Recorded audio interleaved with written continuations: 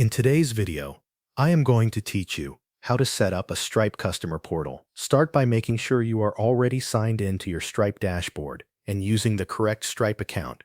This is important if you manage more than one account, since the customer portal settings only apply to the account you are currently viewing. Next, go to the top right corner of the dashboard and click the Settings gear icon.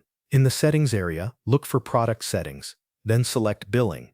Inside the Billing section, open Customer Portal. Once you are in the Customer Portal area, click Configure. If this is your first time setting it up, choose the option to create the portal configuration. This opens the Setup page, where you can decide which features your customers will be allowed to use. Begin by choosing the subscription management options you want to offer. If you want customers to be able to update their saved payment details, enable the setting for updating payment methods. This allows them to manage their payment information on their own without needing help from your team. After that, move to the subscription management settings.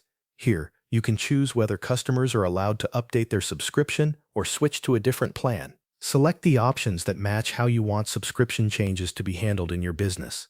If you also want customers to be able to cancel their own subscriptions, enable the Cancel Subscription setting. This gives customers a self-service option directly in the portal.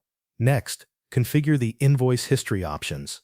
This allows customers to view their billing history and access past invoices from the portal. Review any additional settings that appear in your Stripe account and enable the options you want your customers to see and use. Once the feature settings are complete, update the portal branding and business information as needed. This is where you can make the portal match your business identity so the customer experience feels more consistent. When everything looks right, click Save to apply the customer portal configuration. After saving, you can use Stripe's Customer Portal Link option, or you can integrate customer portal sessions directly into your website or application, depending on how you want customers to access it.